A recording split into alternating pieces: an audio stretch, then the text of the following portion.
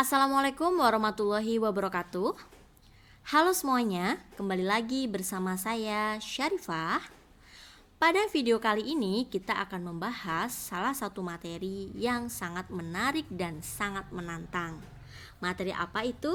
Jadi kita akan belajar kombinatorik. Nah, mungkin bagi kalian ada yang baru pertama kali mendengar istilah ini, gitu ya. Nah, padahal permasalahan kombinatorik ini sangat berdekatan dengan keseharian kita, ya. Kita secara tidak langsung sebenarnya sudah mempelajari ini. Nah, tapi sebelum berlanjut ke materi, saya akan menjelaskan beberapa tujuan pembelajaran dari video pembelajaran kali ini.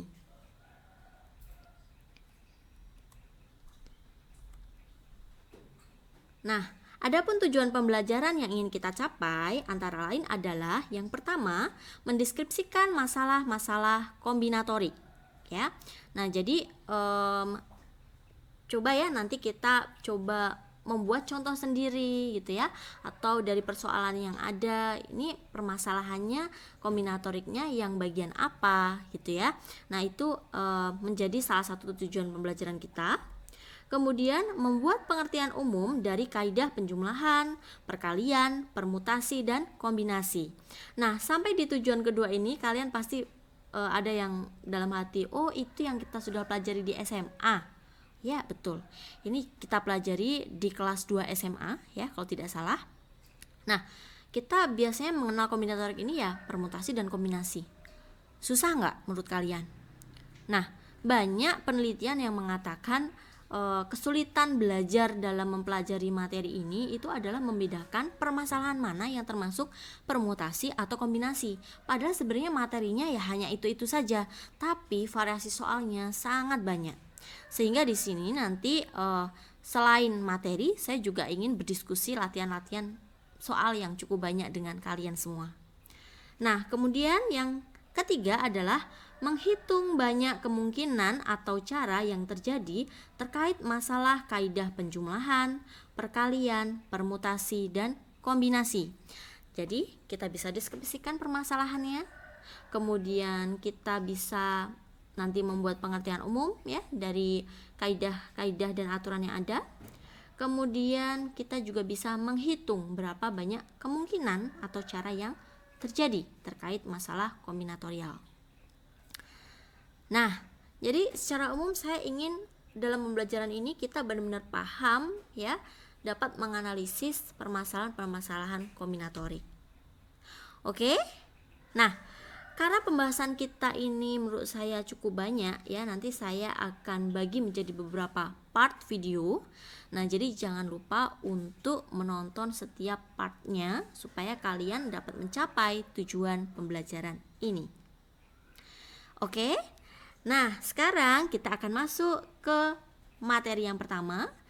Dalam part ini ya, saya akan membahas tentang kaidah dasar ya menghitung terlebih dahulu, yaitu aturan penjumlahan dan aturan perkalian. Aturan atau kaidah sama ya. Nah,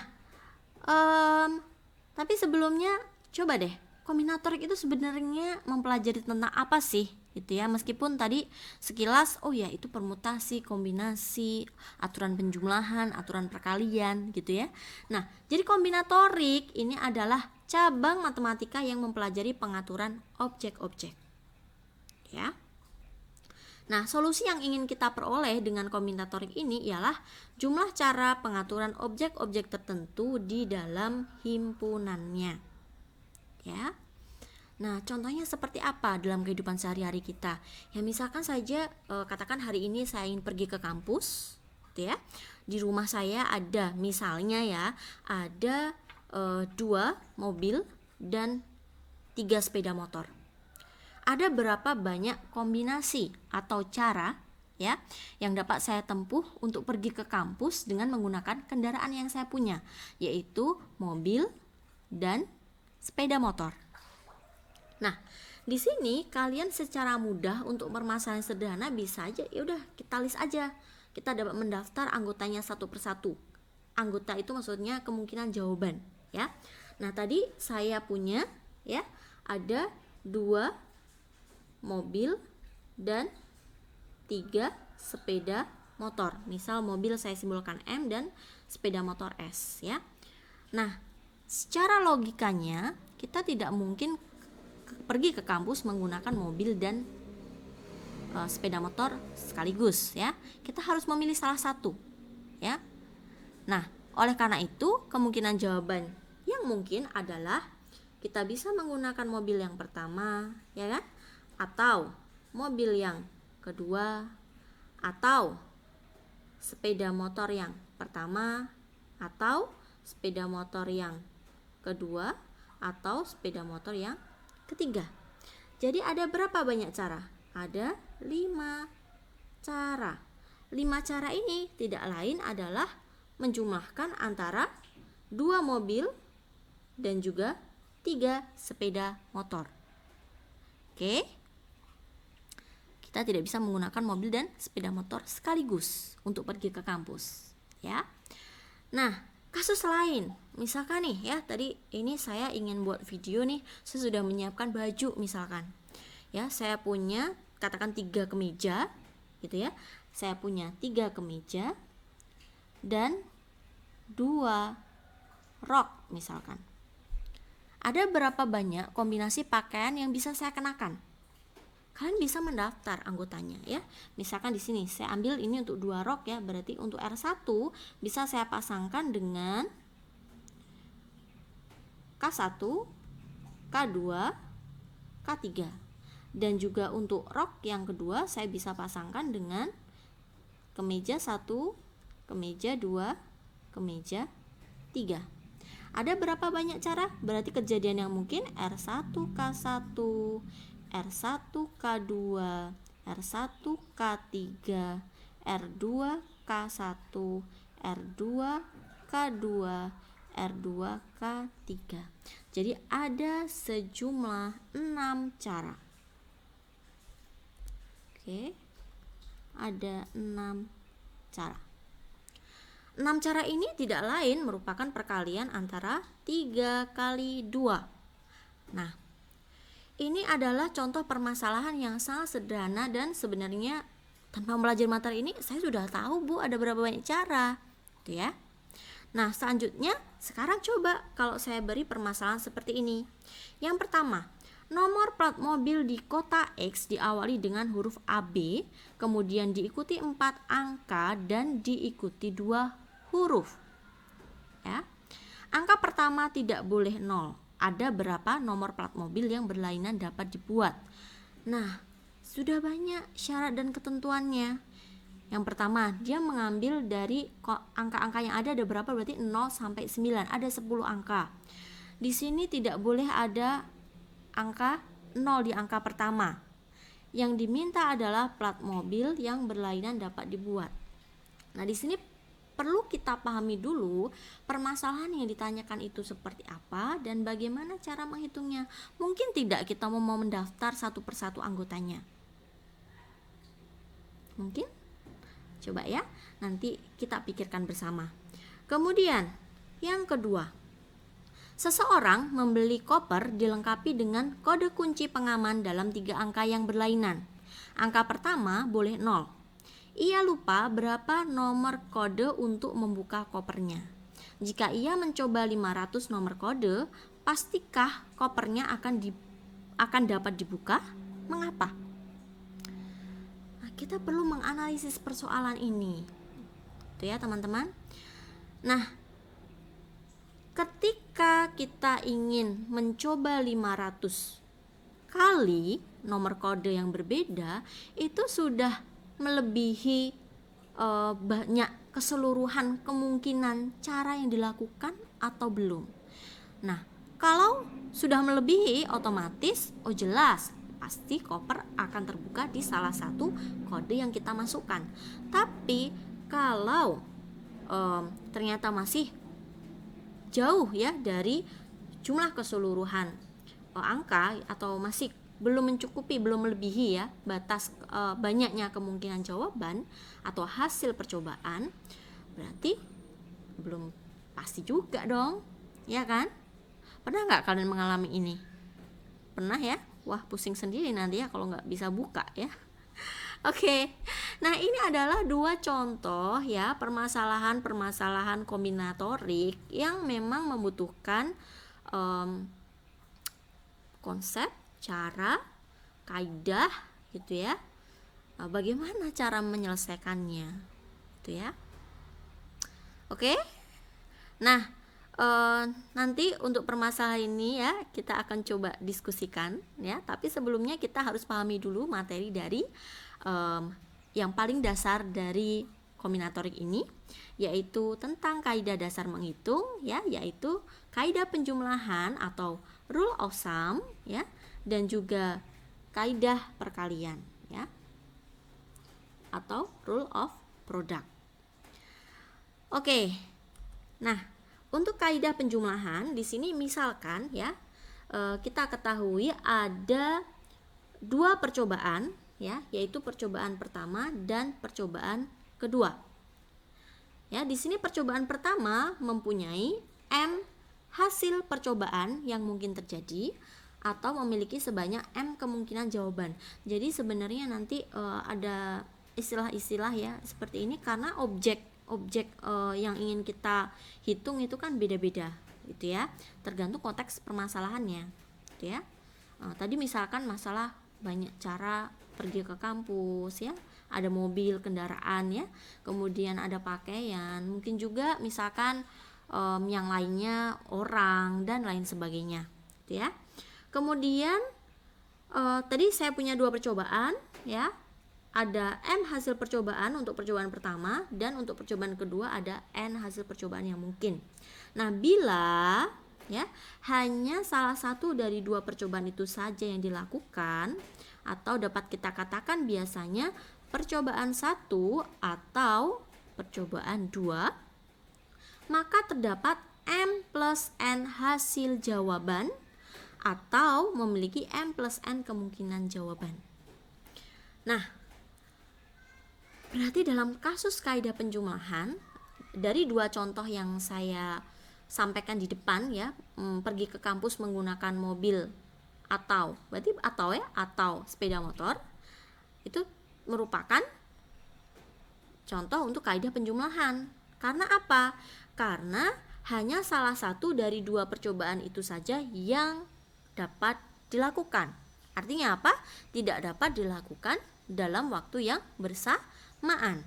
Nah, secara singkat ya, kuncinya dalam kaidah penjumlahan bahwa ketika ada dua percobaan 1 dan 2 tidak dapat terjadi dalam waktu bersamaan, kita akan menggunakan kaidah penjumlahan dan hasil kemungkinan jawabannya adalah sejumlah M plus N. Jelas ya? Oke, silahkan dipahami dulu sebentar ya. Jadi untuk kaidah penjumlahan ya, percobaan itu tidak dapat terjadi dalam waktu bersamaan. Oke, kita perbanyak contoh ya. Nah, contoh yang pertama, seorang mahasiswa akan memilih satu mata kuliah yang ditawarkan pagi atau sore. Untuk pagi ada 7 mata kuliah dan sore ada 5 mata kuliah yang ditawarkan. Ada berapa banyak cara memilih bagi mahasiswa tersebut untuk memilih satu mata kuliah yang ditawarkan? Nah, di sini ya kalau kita gambarkan, saya sih biasanya kalau mau soal kombinatorik saya buat slot atau kotak gitu ya. Nah, di sini kita diminta hanya memilih satu mata kuliah, gitu ya. Berarti hanya ada satu slot saja karena hanya satu mata kuliah. Nah, satu mata kuliah ini bisa ditawarkannya itu adalah pagi atau sore. Jadi kalau saya memilih pagi ya, katakan pagi, berarti ada berapa banyak kemungkinan? Ada 7 mata kuliah, gitu ya. Nah, kalau kita memilih satu mata kuliah di sore hari, gitu ya. Di sini ada berapa kemungkinan? Ada 5. Gitu ya. Nah, dua kejadian ini tidak mungkin terjadi secara bersamaan. Karena yang diminta hanya memilih satu mata kuliah. Tidak boleh ya kita pilih satu mata kuliah kok ambilnya satu mata kuliah pagi dan satu mata kuliah sore. Nggak bisa. Saya sit in bu, nggak ambil mata kuliah. Dalam persoalan kombinatorik semuanya adalah persoalan yang umum terjadi atau standar ya, dengan aturan yang sudah ditentukan ya. Oke, berarti ya saya memiliki di sini untuk mahasiswa tersebut mempunyai sejumlah 7 plus 5 ya, sama dengan 12 pilihan untuk memilih satu mata kuliah tersebut ya. Oke, contoh selanjutnya ya. Jabatan ketua himpunan dapat diduduki oleh mahasiswa angkatan tahun 97 atau angkatan tahun 98. Jika terdapat 45 orang mahasiswa angkatan 97 dan 52 orang mahasiswa angkatan 98, berapakah banyak cara memilih pejabat ketua himpunan tersebut? Hanya diminta memilih ketua himpunan. Hanya satu, berarti tidak mungkin terjadi dalam waktu bersamaan memilih satu dari angkatan 97 dan satu dari angkatan 98 ya. Jadi kita harus memilih salah satu. Berarti banyak cara memilih adalah sejumlah. Kalau dari angkatan 97 jumlah 45 kemungkinan, atau kita jumlah ya, ada 52 orang dari angkatan 98 ya, hasil kemungkinan kalau kita ambil dari angkatan 98, sehingga hasilnya adalah 97 cara. Oke, itu adalah tentang kaidah penjumlahan. Nah, kita berlanjut ke kaidah perkalian ya. Nah, dalam kaidah perkalian ya, bila sama ya, misalkan di sini saya ketahui dulu ada dua percobaan, yaitu percobaan pertama dan percobaan yang kedua. Nah, di sini sama percobaan pertama misalkan ada M hasil percobaan yang mungkin, percobaan yang kedua mempunyai N hasil percobaan yang mungkin ya. Maka bila kedua percobaan ya, yaitu percobaan 1 dan percobaan 2 itu dilakukan, maka terdapat M kali N hasil jawaban. Oke. Nah, jadi di sini dalam kaidah perkalian, percobaan 1 dan 2 itu dapat terjadi dalam waktu yang bersamaan ya. Hasil kemungkinan jawabannya sejumlah M dikali N. Nah, di contoh awal yang saya sampaikan tadi, memilih kombinasi kemeja dan rok ya, pakaian yang ingin saya kenakan, itu merupakan contoh untuk kaidah perkalian. Karena saya bisa memakai kemeja dan rok itu secara bersamaan gitu ya. Dan memang harus bersamaan ya. Oke. Nah, selanjutnya kita ke contoh ya. Di sini misalkan sebuah restoran menyediakan 5 jenis makanan ya.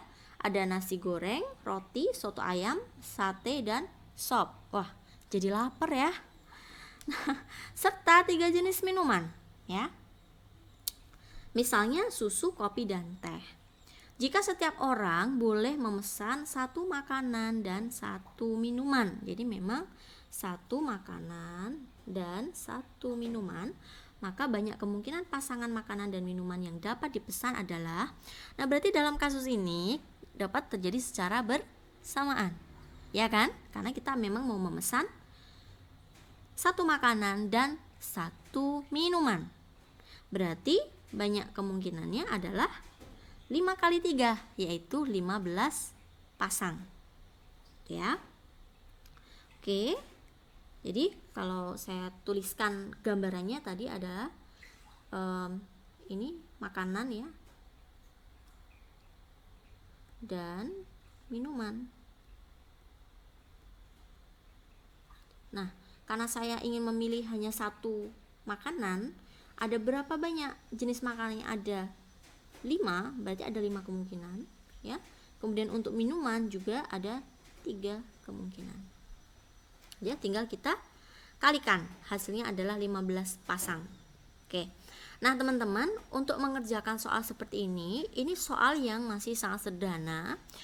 sangat saya sarankan kalian juga memikirkan ya, sebenarnya anggota yang mungkin atau hasil jawaban itu listnya itu seperti apa sih. Misal di sini kan berarti bisa saya pesan nasi goreng dan susu, saya pesan nasi goreng dan atau ya saya pesan nasi goreng dan kopi, saya pesan nasi goreng dan teh, dan seterusnya untuk masing-masing jenis makanan. Bisa kita kombinasikan dengan ketiga jenis minuman itu. Kita daftar anggotanya seperti yang saya lakukan tadi. Karena menurut saya itu sangat penting ya. Kenapa? Karena ketika nanti kita dihadapkan dengan persoalan yang cukup kompleks ya, kita bisa menalar ya, kita menggunakan logika kita untuk menyelesaikan permasalahan itu. Itu ya. Oke, contoh selanjutnya. Jika harus menyusun jadwal 3 ujian ke dalam periode 5 hari, tanpa ada pembatasan mengenai berapa kali dibolehkan ujian dalam setiap harinya. Ya, jadi di sini tanpa ada pembatasan. Nah, berapa kali dibolehkan ujian dalam setiap harinya. Maka jumlah kombinasi jadwal yang mungkin dibuat adalah, nah, berarti sebenarnya kita bisa melihat ya dari ujian jenis ujiannya dulu ya, jadwal 3 ujian atau dari 5 harinya. Nah, tapi dalam kasus ini kita juga harus pertimbangkan efektif mana ketika kita mencoba menyelesaikan persoalan ini.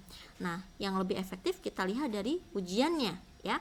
Ada 3 ujian ya. Berarti misalkan di sini ada 3, 1, 2, 3. Ada U1, ada U2, ada U3. Nah, di masing-masing ujian ada berapa banyak kemungkinan? Ada 5 hari. U1 bisa saya masukkan hari Senin, Selasa, Rabu, Kamis, Jumat. Ya, ada 5. Kemudian yang U2 ada berapa kemungkinan? Ada 5 juga, bisa Senin atau Selasa atau Rabu atau Kamis atau Jumat. Dan juga untuk U3 ada 5. Nah, sehingga ada berapa banyak kombinasi jadwal yang mungkin dibuat? Ada sejumlah 5 kali 5 kali 5 sama dengan 125 cara. Ya. Karena memang di sini sudah ada ketentuan bahwa tidak ada pembatasan mengenai berapa kali dibolehkan ujian dalam setiap harinya. Bisa jadi dalam satu hari itu dilakukan ketiga ujian itu. Ya, atau berselang-seling. Oke, satu contoh lagi ya. Contoh 5, sekelompok mahasiswa terdiri atas 4 orang pria dan 3 orang wanita. Maka jumlah cara memilih 1 orang wakil pria dan 1 orang wakil wanita. Ya, sangat mudah, berarti ada 12 kemungkinan cara. Nah, sampai di sini dulu teman-teman, sudah paham dan jelas ya. Oke. Nah, kalau sudah paham dan jelas, kita lanjut ya ke perluasan kaidah menghitung terlebih dahulu ya. Nah, kalau tadi di persoalan yang saya sampaikan di depan, definisinya itu ada 2 percobaan. Padahal dalam kehidupan kita percobaan itu tidak hanya 2, ada banyak, bisa ada banyak gitu ya. Nah, jadi misalkan di sini kita perluas sekarang kaidah penjumlahan dan kaidah perkalian itu dapat kita perluas mengandung lebih dari 2 percobaan ya. Misalkan ada N buah percobaan, yaitu misalkan P1, P2 sampai Pn. Nah, hasil percobaan yang mungkin terjadi yang dalam hal ini setiap PI tidak bergantung pada pilihan sebelumnya ya. Jadi di sini ada ketentuan ya, dia tidak bergantung ya. Karena kalau bergantung akan ada cara yang lain tentunya. Maka jumlah hasil percobaan yang mungkin terjadi adalah ketika dia merupakan kasus kaidah perkalian ya, tadi kalau hanya 2 percobaan berarti P1 kali P2. Sekarang kalau ada N buah percobaan berarti P1, P2 dikali dan seterusnya sampai Pn. Ini untuk kaidah perkalian. Untuk kaidah penjumlahan ya, kalau tadi hanya 2 percobaan P1 plus P2, sekarang ada N buah percobaan berarti P1 tambah P2 tambah dan seterusnya tambah Pn. Gitu ya. Oke. Nah, rasanya belum mantep ya kalau kita baru mengerjakan soal itu sedikit. Kenapa? Karena sebenarnya kan intinya sangat sedikit toh yang kita bahas tadi ya. Jadi untuk kaidah penjumlahan dia tidak mungkin terjadi dalam waktu yang bersamaan ya.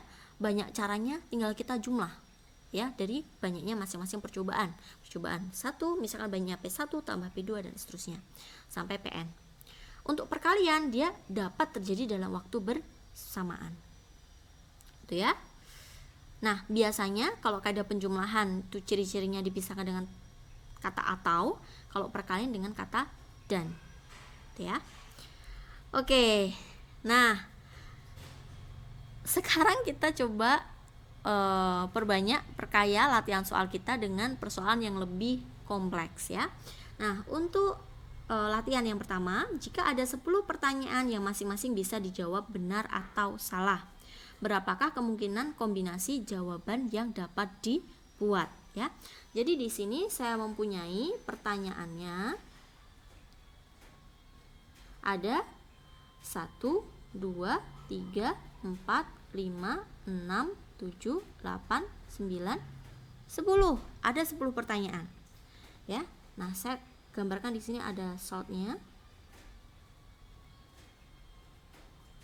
Begini ya. Nah, di sini masing-masing pertanyaan atau slot yang saya gambarkan di sini ya, itu ada berapa banyak kemungkinan. Pertanyaan nomor 1 saya bisa menjawab benar atau salah.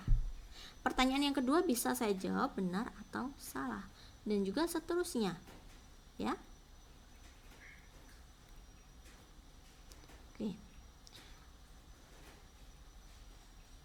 Nah, sehingga untuk masing-masing pertanyaan ini saya memiliki 2 kemungkinan jawaban. Ya. Nah, teman-teman, di sini kita diminta untuk menjawab ya ke 10 pertanyaan tersebut. Berarti bisa terjadi dalam waktu yang bersamaan, sehingga banyak kemungkinan kombinasi jawaban yang dapat dibuat itu adalah sebanyak 2 pangkat berapa? Pangkat 10 cara. Itu ya. Atau berapa? 1024 ya, 1024 cara. Oke. Nah, ini untuk contoh yang pertama. Contoh yang kedua. Perpustakaan memiliki 6 buah buku berbahasa Inggris ya. Oke, 6 buah buku berbahasa Inggris.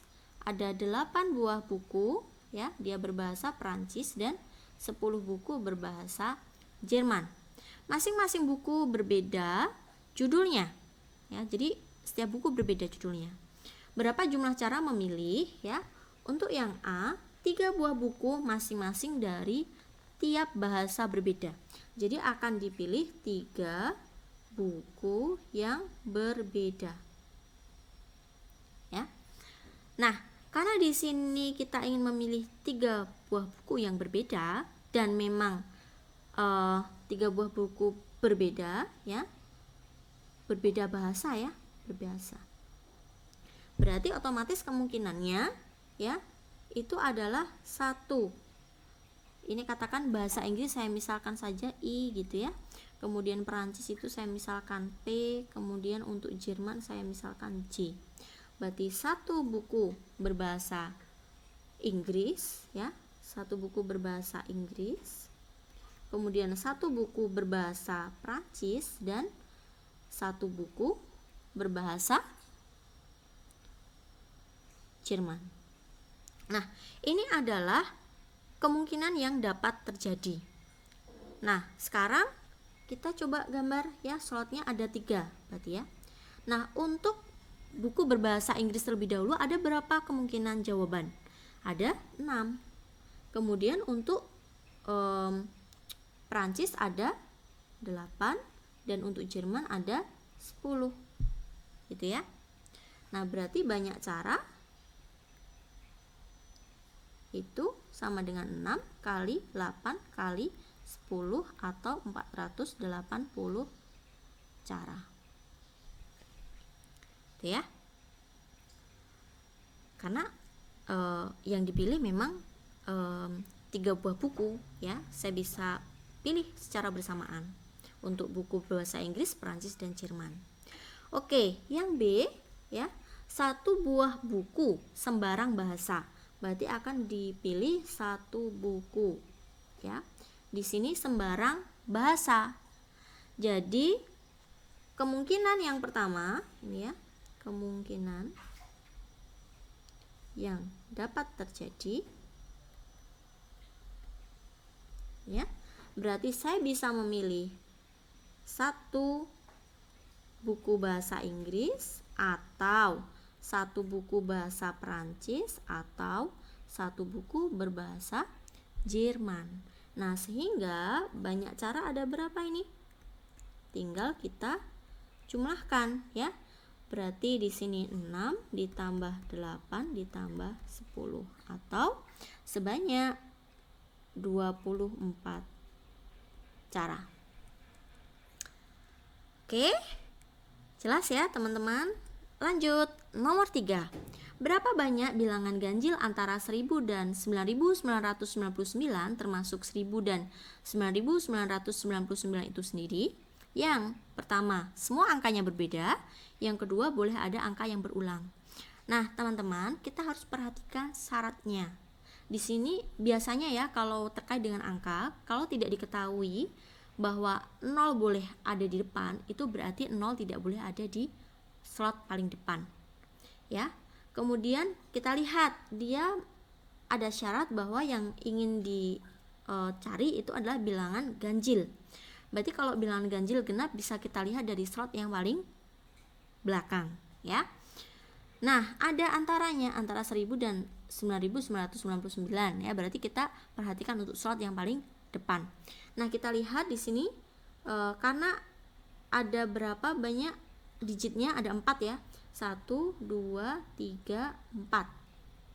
Nah, semua angkanya berbeda. Yang bisa masuk ke slot yang pertama, yang di depan, ini adalah angka selain angka 0 ya. 1, 2, 3, 4, 5, 6, 7, 8, 9. Kemudian ya,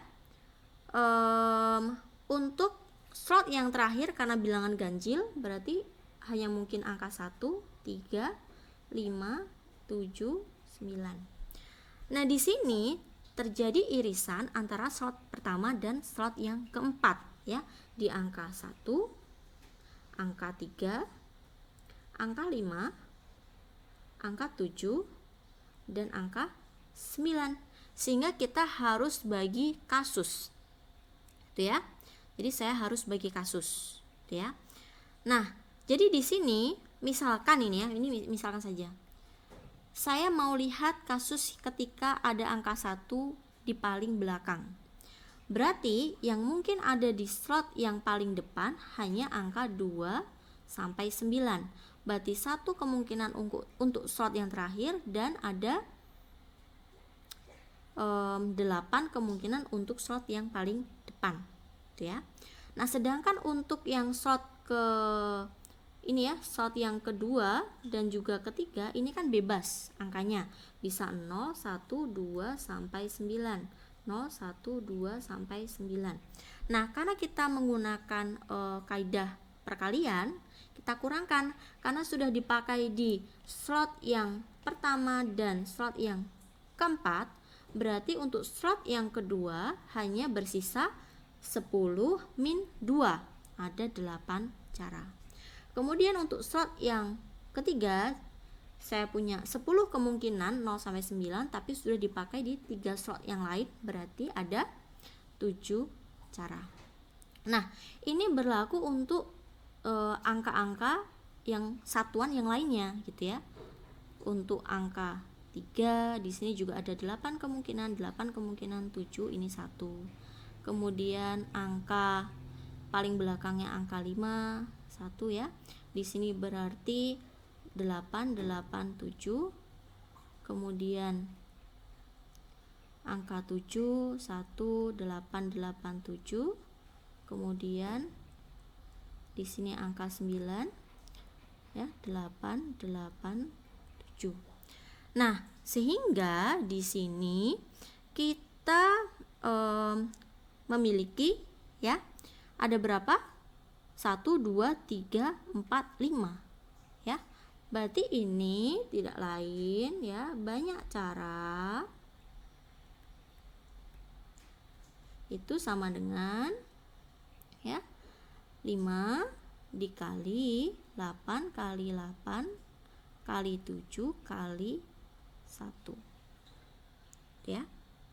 Nah, atau ya kalian bisa mengerjakan soal ini sebenarnya dengan lebih sederhana ya. Kan kalian sudah tahu bahwa di sini ketika angka 1 ada di sini kita pakai ini ya. Angka 1 kita pakai, angka 1 di sini jelas tidak ada. Ini ya. Ini tidak ada. Berarti ada 1 2 3 4 5 6 7 8. 8 kemungkinan. Nah, ini berjalan untuk yang lain atau angka 3 atau angka 5 atau sehingga di sini tidak ada 1 tapi ada 5 kemungkinan. Ada 10 cara untuk slot kedua, kita kurangi 2 ada 8, ada 10 dikurangi 3 slot yang lain ada 7. Sehingga ada berapa cara? Atau ya, banyak cara.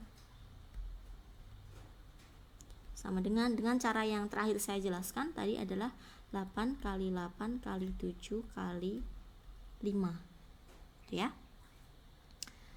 Oke, hasilnya ada berapa ya? Bisa kalian hitung sendiri ya, hasilnya ada berapa cara. Oke. Nah,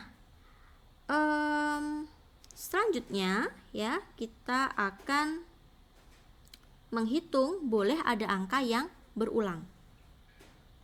Oke, ini 1 ya, ini 2. Boleh ada angka yang berulang. Karena ada angka yang boleh berulang berarti ada 4 slot.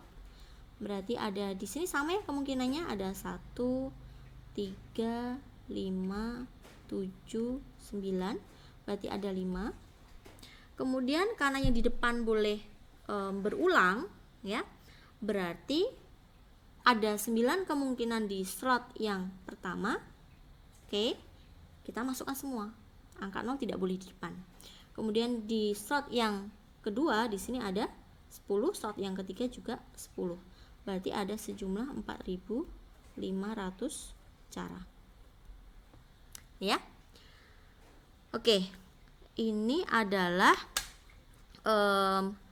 penyelesaian untuk soal nomor 3 ya. Ini coba ya kita hitung sekalian. Di sini ada 64, 8 kali 5 di sini 40. Berarti 56 dikali 40 berarti 2240. Oke, saya lengkapi ya, 2240 cara. Nah, teman-teman bisa dilihat ya, untuk masalah kombinatorik tidak mungkin kita mendaftar anggotanya satu persatu, tetapi pemahaman kemungkinan yang dapat terjadi itu sangat diperlukan di sini. Jadi jangan hanya ini kaidah perkalian kali, ini kaidah penjumlahan ditambah, enggak. Jadi harus dilihat kasusnya terlebih dahulu, ketentuannya apa, syaratnya apa, diperhatikan. Oke, kita ke contoh yang terakhir ya, contoh yang keempat. Suatu bilangan dibentuk dari angka-angka 2, 3, 4, 5, 7, 8, 9. Misalkan pengulangan angka tidak dibolehkan. Dia harus berbeda. Berapa banyak bilangan 4 angka yang kurang dari 5.000? Jadi yang diminta 4 angka berbeda kurang dari 5.000 namun habis dibagi 5.